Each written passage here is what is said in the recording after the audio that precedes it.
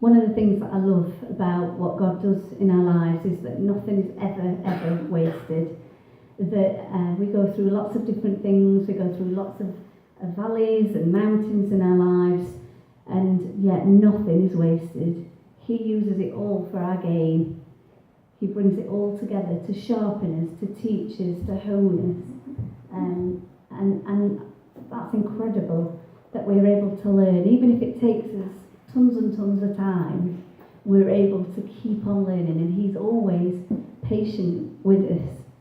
I'm going to sing a song called I'll Overcome. And when I came to write this song, I asked my friends, if you could ask God a question, what would you ask? And I wanted to write the song about questions that we ask God. But actually, they came up with some brilliant questions, and I got to know them much better, which was great. But actually, I started to think about the questions and the frustrations that we have with ourselves. Like, why don't you learn this now? The things that we've had to go through in different ways, but to learn the same thing. And we get frustrated, don't we, and impatient. In the desert times, we get patient, we want to rush through. And yet, in the desert, that's the time when God can teach us most. I haven't learned the best things in my life through the victories that I've had, through the good times. I've learned through the difficult times and through the desert times, through the times when God's really spoken into my life.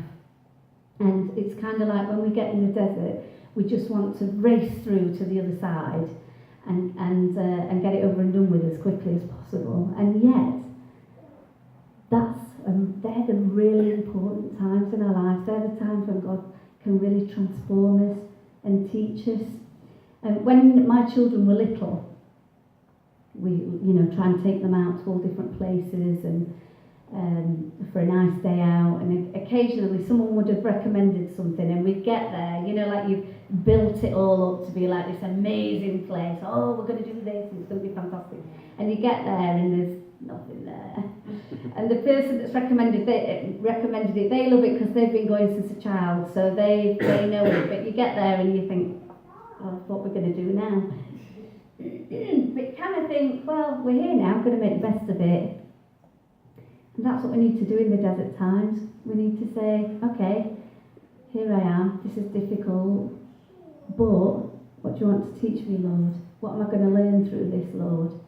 And the conditions will still be difficult. It's hot in the desert, it's dry, it's difficult, but we have all of the resources of God.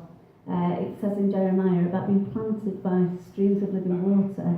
And so in that desert, we have everything we need. And you automatically think, if you imagine a desert, you imagine one lone person in the middle on their own. But that's not how it is for us in the desert, because God stands there with us and he walks us through that. So I was thinking about the questions that we ask ourselves, and just thinking about the many times when God has worked in my life. Often when I've been waiting for something, I read a quote that Ben Patterson said. He said, what God does in us while we wait is as important as what it is we're waiting for. What God does in us while we wait is as important as what it is we're waiting for. That's where he hones us. That's the time, in the waiting, in the trusting. So I'm just going to read you this fab little story.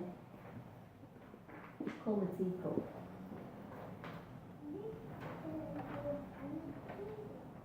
I like the story about the couple who went into an antique shop one day and found a beautiful teacup sitting on a shelf. They took it off the shelf so they could look at it more closely, and they said, "We really want to buy this gorgeous cup." All of a sudden, the teacup began to talk, saying, "I wasn't always like this. There was a time when I was just a cold, hard, colourless lump of clay. One day, my master picked me up and said, I could do something with this. Then he started to pat me and roll me and change my shape. I said, what are you doing? That hurts. I don't know if I want to look like this. Stop. but he said, "Not yet." Then he put me on a wheel and began to spin me around and around until I screamed, "Let me off, I am getting dizzy." "Not yet," he said. Then he shaped me into a cup and put me into a hot oven. I cried, "Let me out, it's hot in here, I'm suffocating." But he just looked at me through that little glass window and smiled and said, "Not yet." When he took me out, I thought his work on me was over. How many of us have been in that position? But then he started to paint me. I couldn't believe what he did next. He put me back into the oven. And I said, "You have to believe me, I can't stand this. Please let me out." But he said, "Not yet." Finally, he took me out of the oven and set me upon a shelf where I thought he had forgotten me. Then one day, he took me off the shelf and held me before a mirror. I couldn't believe my eyes. I had become a beautiful teacup that everyone wants to buy. There may be things going on inside us that we don't understand, but when we finally arrive at the place where God wants to bring us, we will see how it has prepared us for what God wanted for us all along. Lovely. Great. This song's called "I'll Overcome."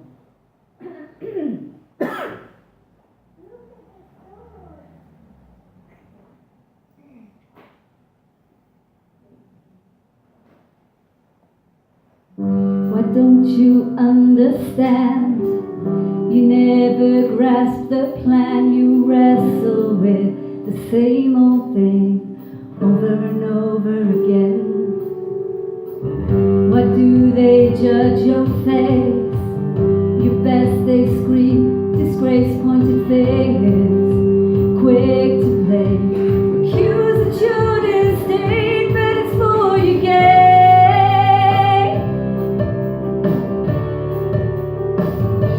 In the blessing of my Father and the rescue of the Son, as the Spirit teaches me to live, with each step I'll overcome.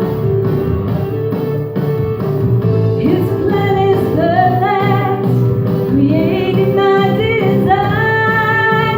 Every weakness, every failure used to shape who I become. You know you learn through pain, suffering, stress and strain. So why'd you run frantically inside of crashing waves? You struggle with the waves, try to fashion your faith.